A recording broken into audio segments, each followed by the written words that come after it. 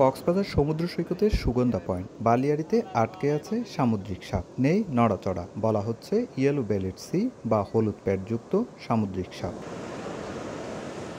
সমুদ্র বিজ্ঞানীরা জানান, হলুদ প্যাড সামুদ্রিক সাপ বিষধর। সাপটির মাথা লম্বা, যা আকৃতিতে শরীর থেকে আলাদা। শরীরের উপরের অর্ধেক কালো থেকে গাঢ় নীলাভ বাদামি রঙের এবং নিচের অর্ধেক হলুদ। ল্যাজ প্যাডেল আকৃতির এবং গাঢ় দাগ বা বারসহ হলুদ। দেহের নিচের এই হলুদ রঙের জন্যই একে ইয়েলো বেলিড নামে ডাকা হয়।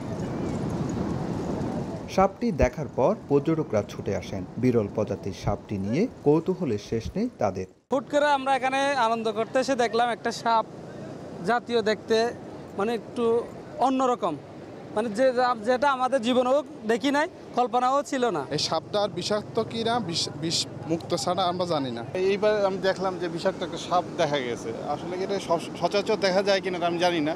সামুদ্রিক সাপ দেখার পর ছুটে আসেন সৈকতের নিরাপত্তা কর্মী জয়নাল আবেদিন। পরবর্তীতে সতর্ক অবস্থায় সাপটিকে বোতলে প্রবেশ করানো হয়। পরে সৈকতের নিরাপদ স্থানে গিয়ে অবমুক্ত করা হয় সামুদ্রিক বিষধর এই সাপকে।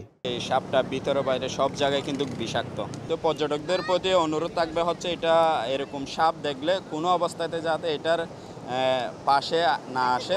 সৈকতে সামুদ্রিক সাপ দেখলে সবাইকে সতর্ক হওয়ার পরামর্শ প্রশাসনের। সচেতনমূলক কার্যক্রম পরিচালনা করি এবং জায়গায় জায়গায় আমাদের বড় স্ক্রিন আছে, এলইডি স্ক্রিন আছে, সেখানে আমাদের কি ডোজ অ্যান্ড ডনস আমরা সেগুলো প্রচার করে থাকি। উপকূল থেকে দূরে বসবাস করে বিদায় শুধুমাত্র অসুস্থ বা আহত হয়ে উপকূলে ভেসে এলেই কেবল হলুদ প্যাডযুক্ত সামুদ্রিক সাপে মুখোমুখি হওয়ার সম্ভাবনা থাকে বলে জানান সমুদ্র বিজ্ঞানীরা। সুজাউদ্দিন রুবেল, সময় সংবাদ, কক্সবাজার।